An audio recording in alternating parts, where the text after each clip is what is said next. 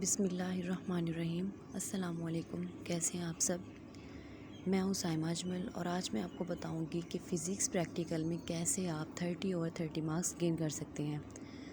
जैसे कि आप सबको पता है कि सेकेंड ईयर के एग्ज़ाम्स ख़त्म हो चुके हैं और सब बहुत ज़्यादा खुश नज़र आ रहे हैं और अब प्रैक्टिकल्स होने वाले हैं। तो कुछ बच्चे परेशान हैं कि हम प्रैक्टिकल नोटबुक कैसे बनाएँ और मतलब कि वहाँ क्वेश्चन किस तरह के आएंगे। इसलिए मैं आपको आज मुकम्मल गाइड करूँगी। प्रैक्टिकल्स के एग्ज़ाम बिल्कुल भी मुश्किल नहीं होते, इसलिए आपको घबराने की बिल्कुल भी ज़रूरत नहीं है। इसमें बहुत ही ज़्यादा मतलब कि इजी माहौल होता है और आपके फ़ेलोज़ भी यहाँ पर आपके साथ होते हैं। इसमें होता ऐसा है कि मतलब 8-10 स्टूडेंट्स के ना ग्रुप बना दिए जाते हैं और फिर इनको ऑपरेटर्स भी दे दिया जाता है कि आप परफॉर्म करें। यहाँ पर जो एग्ज़ामिनर होता है ना, वो बस देखता है कि कौन सा बच्चा परफॉर्म कर रहा है और जो बच्चा वो मतलब एग्ज़ामिनर देखता है ना कि जो बच्चा परफॉर्म कर रहा है तो तकरीबन उसके पास 30 ओवर 30 मार्क्स पक्के होते हैं। इसमें आपके पास 3 सेक्शन होते हैं, section 1, section 2 and section 3। Section 1 में से ना आपको 3 क्वेश्चन दिए जाते हैं, जिसमें से आपको कोई से 2 सेलेक्ट करने होते हैं जो आपको आते हैं और उसमें से भी एग्ज़ामिनर आपको एक बताएगा कि आपको इसमें से कौन सा परफॉर्म करना है। और उसके बाद सेक्शन 2 होता है, इसमें से भी बिल्कुल ऐसे ही होता है कि क्वेश्चन इसमें 3 क्वेश्चन दिए जाते हैं और आपको कोई से 2 सेलेक्ट करने पड़ते हैं और उन 2 में से भी फिर आपको एग्ज़ामिनर एक बताएगा कि आपको कौन सा परफॉर्म करना है।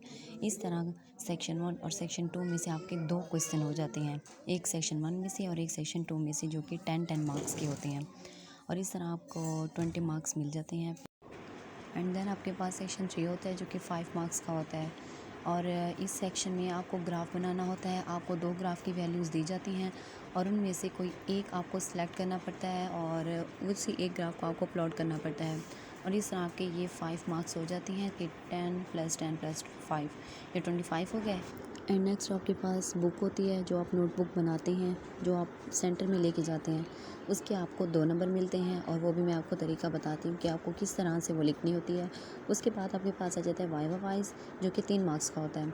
अक्सर बच्चे ना वाइवा को लेके ना बहुत परेशान होते हैं कि पता नहीं उसमें किस तरह के क्वेश्चन पूछे जाते हैं, किस तरह मतलब कि उनको ना थोड़ा डर होता है। लेकिन वाइवा में बहुत ही ईजी क्वेश्चन सुने जाते हैं, बहुत ज़्यादा, जैसे मतलब कि सिंपल जैसे डिफाइंस हो गई, जैसे फिज़िक्स की डिफ़ाइन हो गई, उसके बाद पोटेंशियल ग्रेडियंट की डिफ़ाइन हो गई, इलेक्ट्रिक पोटेंशियल की डिफ़ाइन हो गई। बहुत ही ईजी क्वेश्चन पूछे जाते हैं जो कि तकरीबन सब बच्चों को ही आते होते हैं और तकरीबन तो वैसे वाइवा होता ही नहीं है और अगर होता है तो बहुत ईजी क्वेश्चन होते हैं।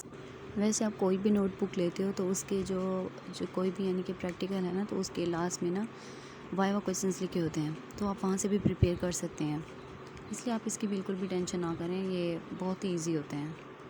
मैं आपको एक बार पेपर भी दिखा देती हूँ ताकि आपको और अच्छे से समझ आ जाए। उम्मीद है कि अब आपको और अच्छे से समझ आ गई होगी। अब मैं आपको नोटबुक लिखने का तरीका भी बता देती हूँ।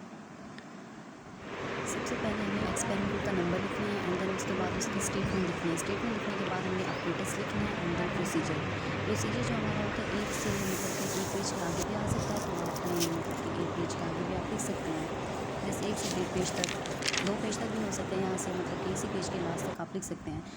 एंड आगे जो ब्लैंक पेजेस होते हैं ना, उसमें से एक ब्लैंक पेपर के ऊपर आपको डायग्राम बनानी होती है और जो नेक्स्ट ब्लैंक पेज आपके पास आता है ना, तो उसके ऊपर आपको जो ऑब्जर्वेशन कैलकुलेशन लिखने के बाद आपको टेबल बनाना होता है। टेबल बनाने के बाद आपको नेक्स्ट रिज़ल्ट लिखना पड़ता है।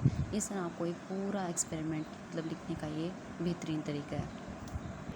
इसमें आ जाए जो आप एक्सपेरिमेंट लिख रहे हैं वो 2 पेज से ज़्यादा ना जाए बिल्कुल भी। इसी तरह से आपको नेक्स्ट एक्सपेरिमेंट बनाना है। उम्मीद है कि आपको मेरा भी बहुत ही अच्छे तरीके से समझ आ रहा है। Please like, subscribe and must comment. मिलते हैं नेक्स्ट वीडियो में, तब तक अल्लाह हाफ़िज़।